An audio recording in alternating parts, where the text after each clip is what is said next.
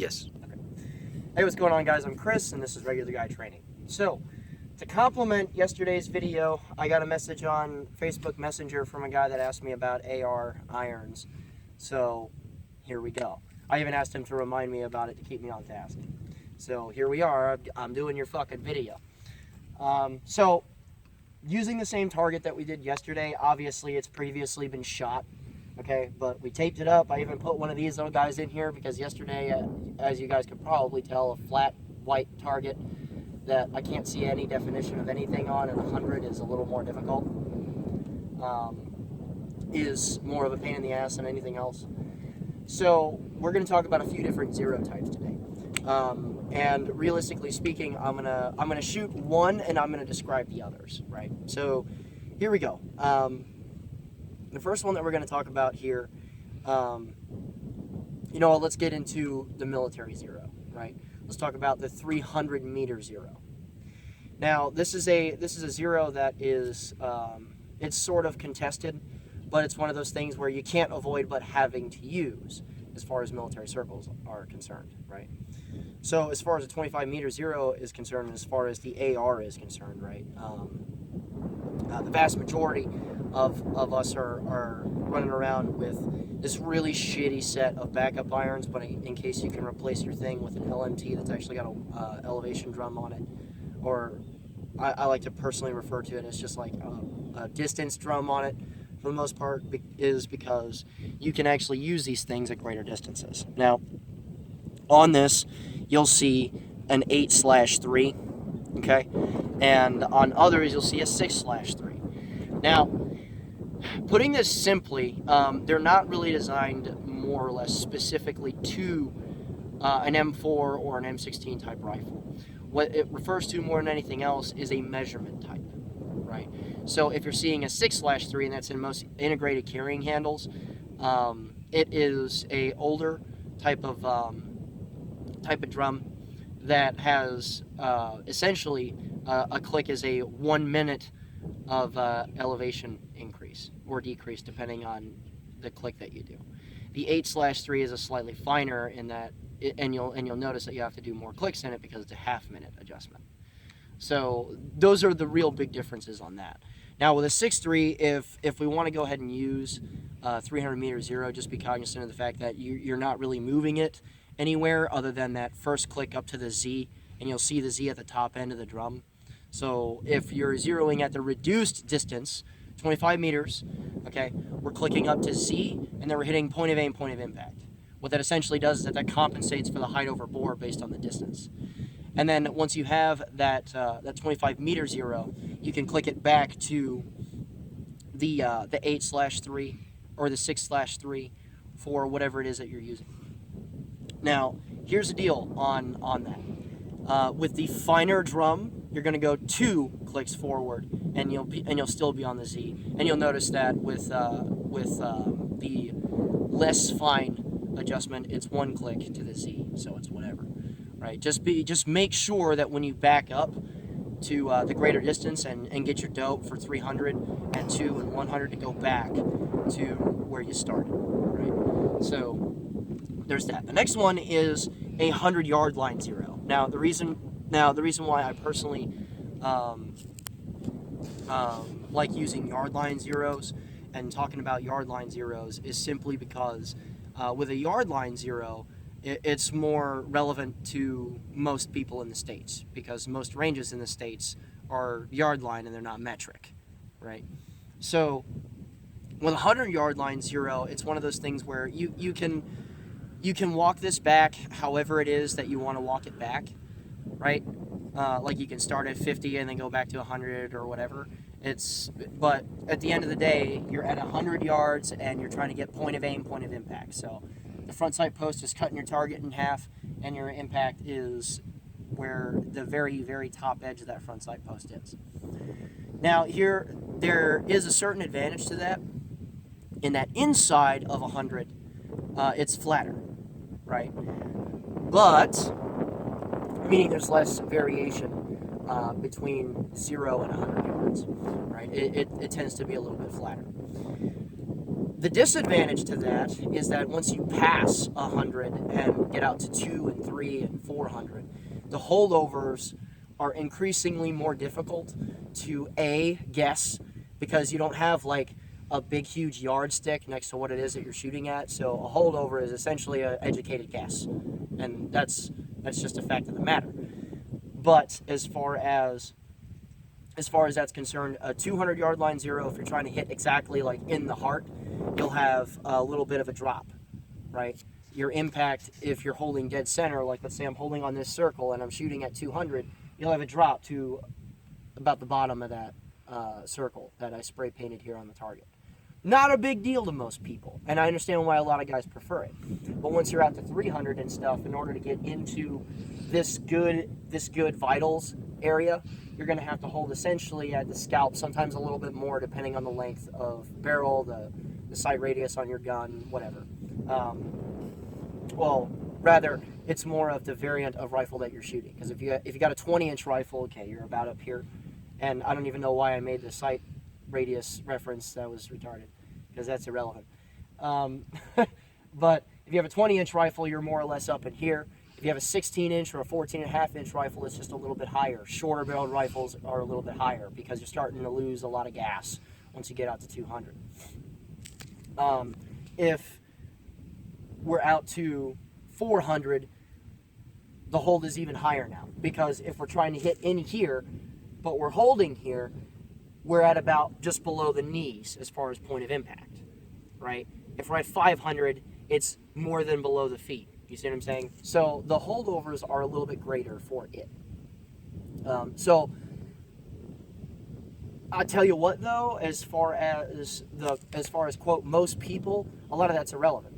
You know, there's a lot of guys on that zeroed their self-defense rifles and used a 100-yard line zero, and that's fine to them because 0 to 100, there's very little deviation, which I completely understand. It's up to you. But we're going to get into now what I personally prefer, and that's a 50 close to 200-ish zero confirming at 200. Now, the reason why I personally prefer it is that what's more likely to happen than 0 to 100 is inside of 50.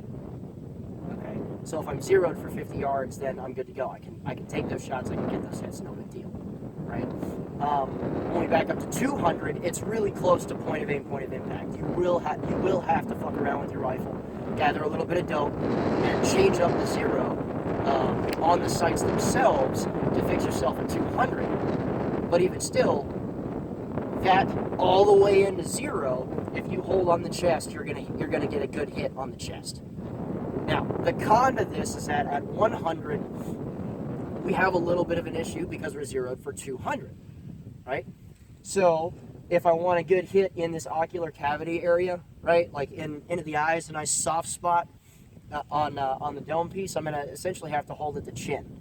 So I'm gonna have to cut him off here to get hits here, and that's what a lot of people have a problem with as far as the 50-yard line zero, because most people end up shooting inside or at 100, right? So that's where most people have an issue with the 50-yard line zero.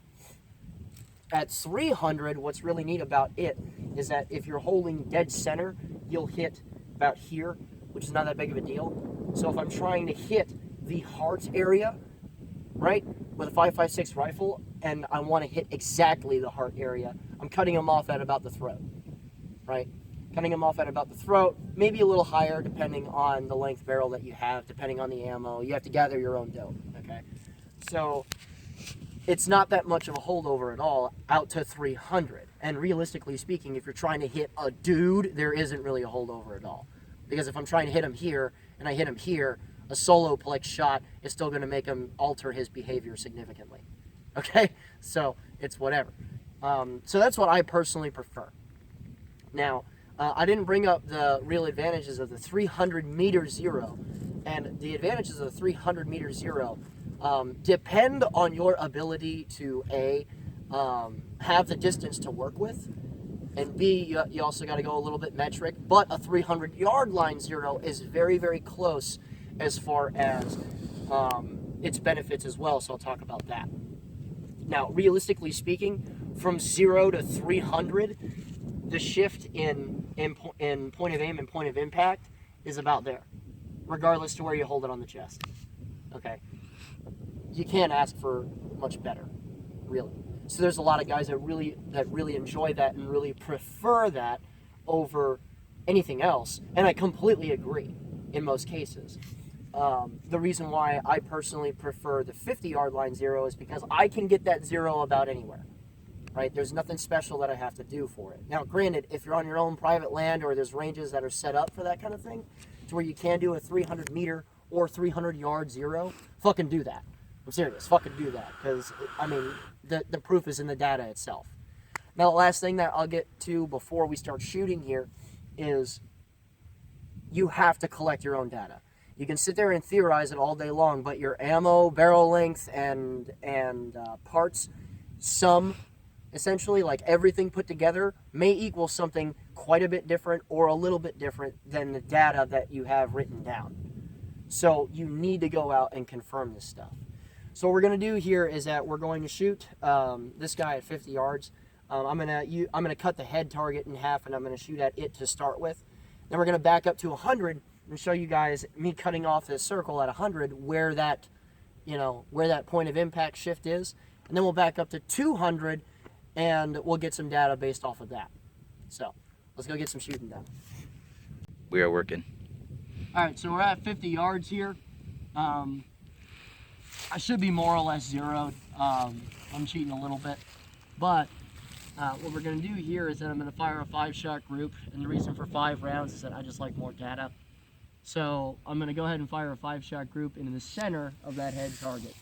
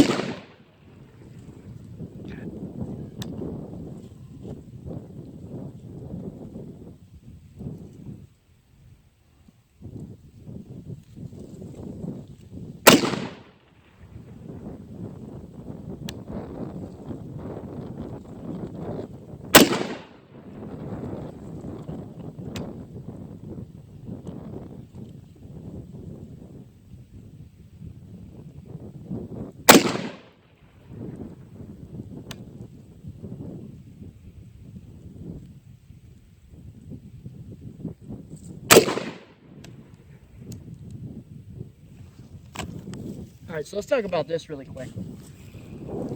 When we're setting up a position to start shooting for a zero and stuff, look, I know dudes are just used to making shit work. We're used to making things work at our jobs. We're used to compensating for idiots on a regular basis. This is not the time. This is not the time to make shit work. So a really good practice to have as far as just zeroing a rifle is concerned is to lay out the rifle directly in line with the target.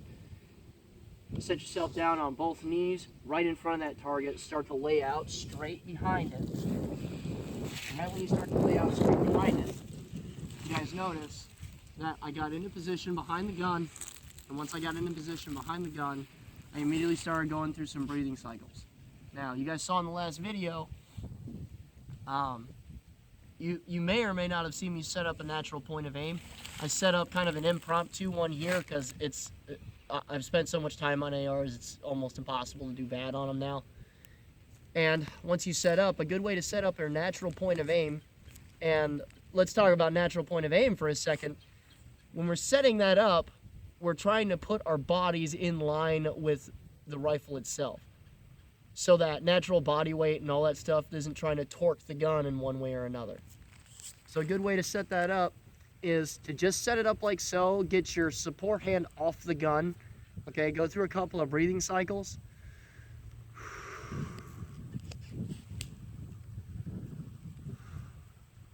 We'll shut our eyes and do those same 2 breathing cycles.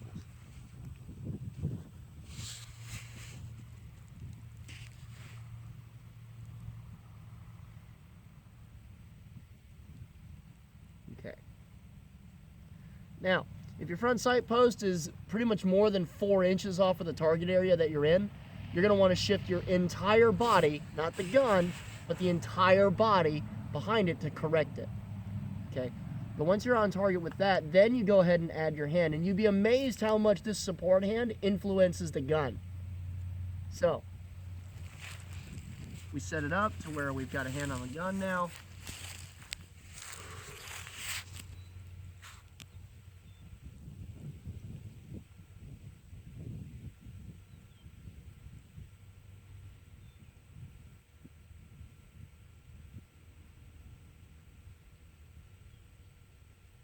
We're on. Now, if I was off to the right or something like that, I would simply take my whole body and shift the whole base rather than just moving the gun. Because all you're doing if you just move the gun is that you just added torque, and your body's going to want to pull the gun back to where it was before. And your shot group's going to have some weird swinging. So, food for thought. Now let's see if my shooting backs up my top. Yeah, we'll see. Just edit it out like an Insta hero. Yeah. I think we're looking high left anyhow.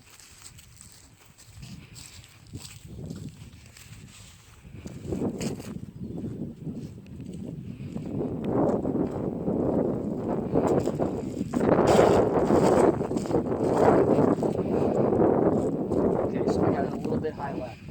This isn't too bad. That second round I knew I pulled before the powder was burnt.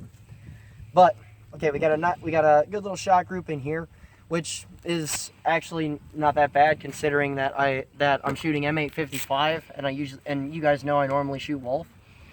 So here's the thing. What I want you to do is I want you to treat your sights, your iron sights, like they're half-minute adjustments, because most of them are. Every once in a while you'll find a weird set, but most of them are about half-minute adjustments. So just kind of impromptu here. We're at 1.5-ish inches away from center. By the way, this is more from about the joint of your thumb to the edge is pretty close to an inch. So looks like we're about 1.5 inches ish left of center and about 1.25 inch high. So we're going to tape this up and we're going to go back to the gun and we're going to throw another 5-shot group in there. Yeah, look at you tape stuff up. Okay, so I have some adjustments to do, right? So I want to come right, okay? So personally I tend to undershoot a little bit and then tweak it once or twice here and there. So let's bring it to the right, about 5 this time. I'll do 4. Just to see where we're at. And with our front sight post here, a lot of times I'll see like privates and shit come in that will start to get a little bit confused about this. And this crazy shit right here, new fucking privates coming in the Army don't even know how to work irons. This is ridiculous. So, fuckers qualifying with Comp M4s and shit. So, with this right here, think of it more or less as a screw. I have to bring my point of impact down, so we need to move the front sight post in the opposite direction in order to bring the point of impact up. Because realistically speaking, right, let's say that I brought my front sight post up. If I brought my front sight post up, essentially when I line up the sights again, the whole rifle has to orient itself down, and that's what's shifting the point of impact. You looking through the sights alters how you line up the gun, and that's how this works. So, I have to bring my stuff down here. So what I'm going to do is, and the very front edge of this knife is broke off. Already broken. Yeah, so it helps. You could use the front end of a rifle round too, but it doesn't help as much. So I need to bring myself down. So in order to bring myself down like a screw, I'm going to unscrew it because it unscrews. I want to bring the front sight post down, I tighten it up by screwing it down. Does that make sense? So we're going to go ahead and bring the front sight post up to shift the point of impact down. And I'm going to go, let's do 3 this time. Now, some of you guys may find yourself dealing with tighter front sight posts. Some of them are just like that, so don't worry about it. I know it makes you feel like a bitch, but I mean, I get it. I've been there. So don't worry about it. Just turn it. All right. So let's get settled in behind the gun here. Let's go ahead and set up our little natural point of aim, and let's try not to pull around, shall we? Oh, I can already tell.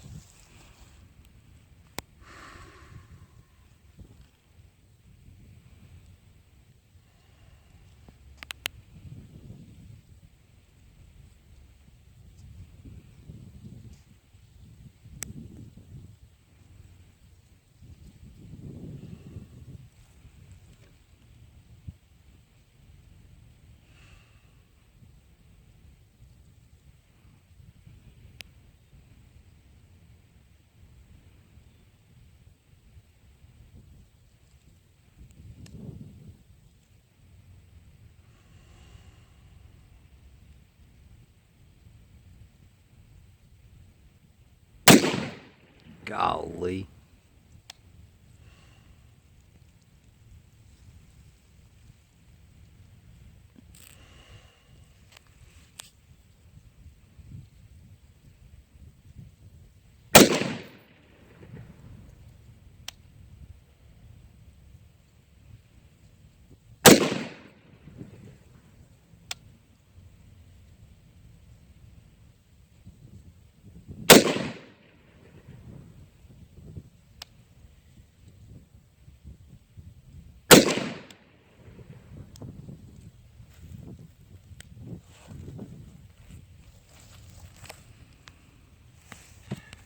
And for guys that are about to comment how overgassed this rifle is, it's basically military graded or rated ammunition, which burns hot out of a carbine length gas system. What do you expect?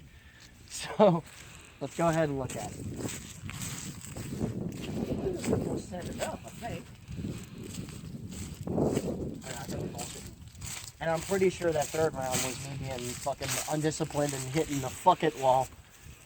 We tell people all the time, try not to hit fuck it, even though everybody does. To where like you're taking up that slag, taking it up, fuck it, pow! Oh, I can see it too, it's low as shit. Look at that, it's terrible. It's terrible, look at that. That third round was awful. Everything else was like that. Yeah, except for when I flinched. Yeah. Look, I'm accurate as fuck 60% of the time, all the time. So, alright, so, yeah, we're pretty much dead nuts here. I'm not worried about it anymore. Now, generally speaking, I really don't want to because I don't have the bullets for this shit today. Like, I decided to just, like, not bring most of my ammo. But, generally speaking, after this, I like to shoot a 10-shot group just to be real solid and on there, but this is pretty definitive. So, what we're going to do now is we're going to go ahead and back up to 100. I'm going to take this up, and we're going to back up to 100, and we'll show you guys the difference between point of aim and point of impact and 100. And I'm willing to bet, maybe, possibly, it'll be a little bit higher than our point of aim. Alright, so let's go see. Alright, so this is going to suck because I have an appendix carry Glock 19 in my fucking gut right now. Pussy. Oh well. Oh, that's awful. Hey, best part, I can use this as an excuse.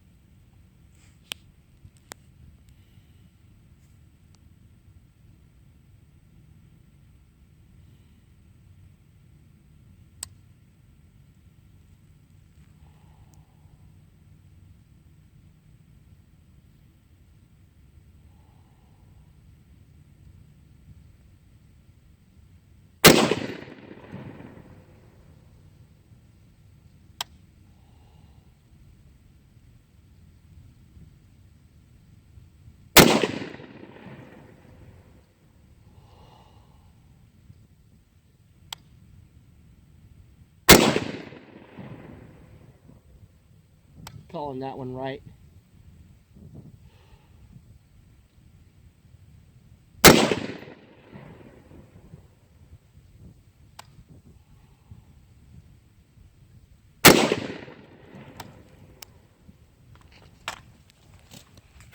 Most of that felt pretty good, but it was a little shaky, but whatever.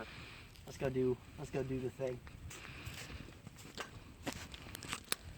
I'll tell you what, I kind of can't wait for this review too, because this thing has been awesome. Like, this is a deceptively high quality rifle. Because I took the receiver from my first AR ever. It was this fixed stock, heavy profile, non-chrome line, fucking DPMS. It was such a shitty rifle. But I had the upper with the barrel on it forever, and I decided, you know what, let's try and make an M16 carbine. So we just kept the receiver, gutted all of the shit that was in it, replaced it with, you know, new gas tube, ballistic advantage barrel, new front sight tower. You know, I forget the name of this thing, but as this Bolton Carrier group, but there's like a really nice nitride finish on it. It's a pretty good quality piece.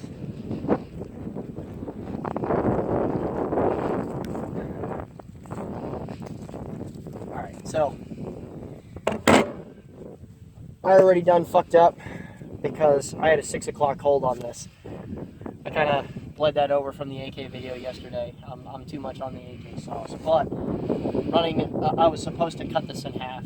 However, my hold was down here. So you can actually see the difference between the two. Okay, pretty easily. Like I said, you know, I don't even have to really do much of a comparison because I'm holding down here. Let's say that I was holding at the chin, and these impacts are more or less in the brain box area. You know. Now, granted, I could use the excuse and go ahead and say the 19 in my fucking waist was being a pain in the ass, but you know, and I can make more excuses about, oh, it's MA55, it's not that accurate anyway. I could blame the wind and be like the atmospheric and barometric pressure is off too. See the difference.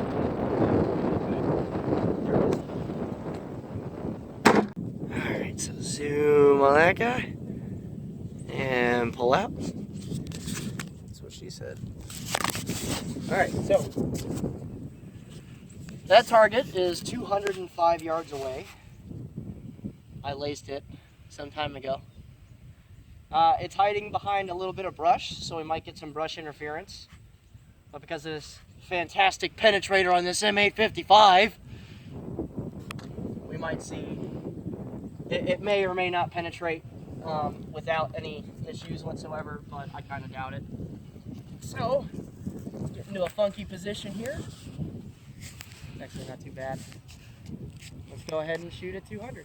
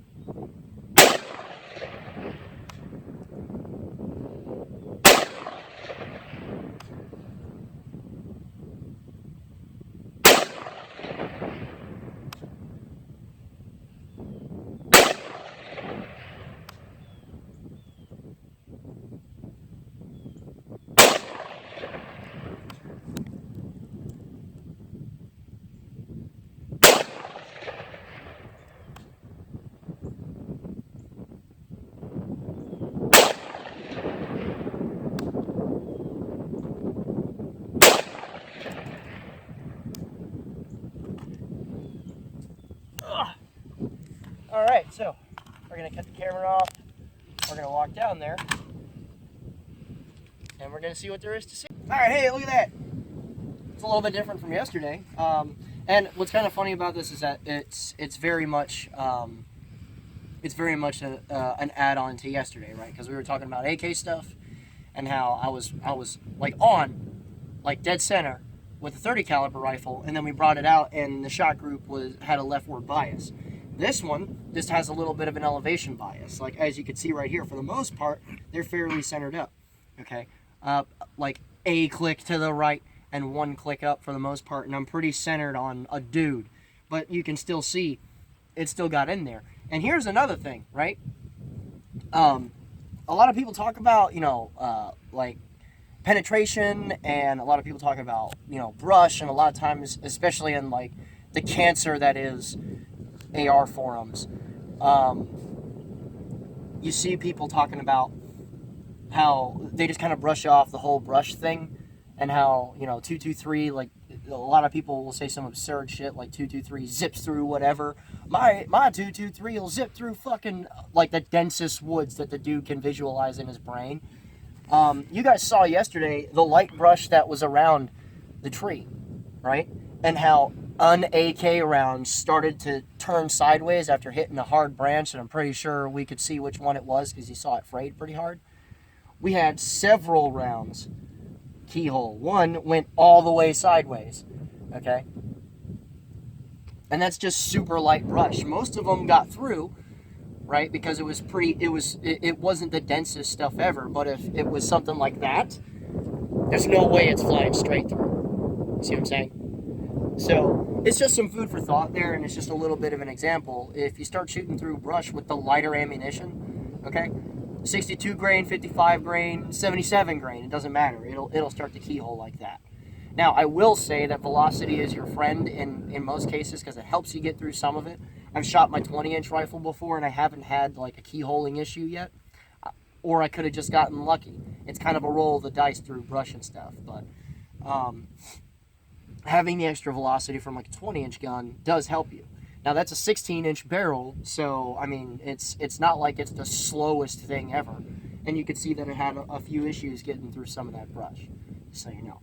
But even still, a 50-yard zero that's dead on at 50 is not the same as a 200, so there's some more food for thought on that.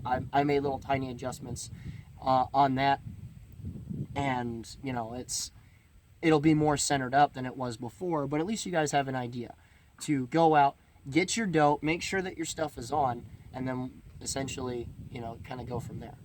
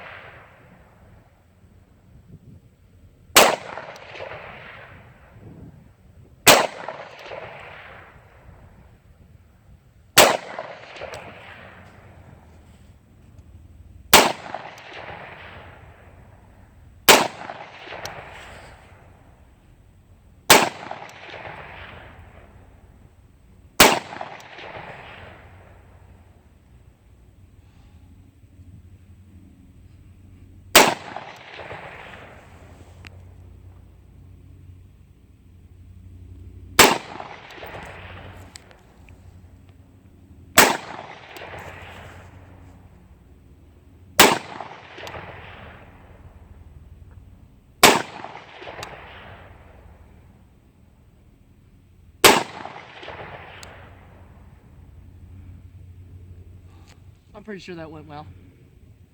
Could have. So look at that. Fired 25 rounds out of it. There's 30 impacts on the target. I didn't count 5 of them, obviously, because I didn't do any taping here. So all of them on the target. I'm going to go ahead and call 2, 3, 4 misses though, because they were kind of wild compared to everything else. Then again, I mean, I could blame a giant list of things. There's a little bit of a wind. I switched over to Wolf. It's underpowered. It doesn't matter. I compensated for the drop in it because I have a little bit of previous data on that. But either way, I mean, you know, once you start collecting your dope, you can start centering it up, really. And if my point of aim was the same and I was still a little bit lower, you guys could see that the groups are starting to pull up a little bit. So, again, so like I said, I mean, a zeroed rifle is fucking important. Like, I cannot emphasize enough, because a lot of times you see it on a lot of like gun YouTube guys and stuff. They just kind of hand wave the zero. There's a bunch that don't, but there's a bunch that do. Just kind of be like, oh, so put the thing and then crank the thing, and that's essentially that whole mess right there. The zero is everything. If you don't have a zero, you don't have shit. You know, it really is as simple as that. But it's not complicated. I don't have to pull out a freaking abacus and all kinds of shit. And for the comment section troglodytes that constantly talk about like how inaccurate Wolf is, you guys just saw me shoot 25 rounds of that stuff without breathing it out, going fairly quick at 205 yards. And this rightward stuff and that low guy, that's all me, dude. If I did my job, the bullets did their job. You know, so guys that act like Wolf can't hit the broadside of a barn from the inside, okay, cool. We'll see about that. You know, so that's all I really have to say about it, guys, as far as zeroing AR irons are concerned. As far as just you having to work the individual object and crank the thing here and twist the thing there, it's easier, my personal opinion. So what zero do you use? You know, throw that in the comment section below. I know that I am not everybody in the world, and I prefer the 50-yard line zero, and then I go and confirm at 200. So you can really say a 200-yard line zero. There are other guys that have different opinions. I want to hear why. You know, especially the guys that prefer the 300-yard line zero. Although I usually understand why. They have the capability to, and there's less of that at different distances out to 300.